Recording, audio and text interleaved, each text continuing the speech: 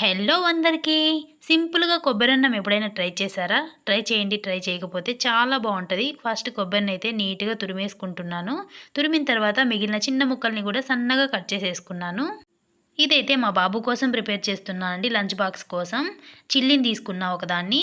తర్వాత ఆనియన్స్, కరివేపాకు, తిరగవాత గింజలన్నీ వేసి బాగా వేయించేశాను. తర్వాత చిల్లీని గూడా వేసి బాగా వేయించాను. తర్వాత తురుముకున్న కొబ్బరంతా వేసేసుకున్నాను. జస్ట్ ఒక నిమిషం పాటు బాగా మగ్గనివ్వాలండి. తర్వాత మూత తీసి మొత్తం ఒకసారి తిప్పేసుకొని, మళ్ళీ మూత పెట్టి 2, 3 నిమిషాలు బాగా మగ్గనివ్వాలి. తర్వాత మూత తీసేసి మన దగ్గరున్న అన్నాన్నయితే మిక్స్ చేసేసుకోవాలి అంతే. మిక్స్ చేసుకున్న అన్నం పైన మళ్ళీ మూత పెట్టి ఒక నిమిషం పాటు బాగా లో ఫ్లేమ్‌లో మగ్గనివ్వాలి. అప్పుడు టేస్ట్ అయితే చాలా బావుంటదండి. నైట్ మిగిలిపోయిన అన్నాన్నైనా ఇలా చేసి ఒకసారి తినండి. టేస్ట్ అయితే చాలా బావుంటది. ఇలా సింపుల్‌గా చేసి పెట్టామంటే పిల్లలైనా చాలా ఇష్టంగా తింటారు. లంచ్ బాక్స్ అయితే మొత్తం ఖాళీ చేసి తీసుకొనొస్తారు. వీడియో నచ్చితే తప్పకుండా సబ్స్క్రైబ్ చేయండి. Thank you. బాయ్.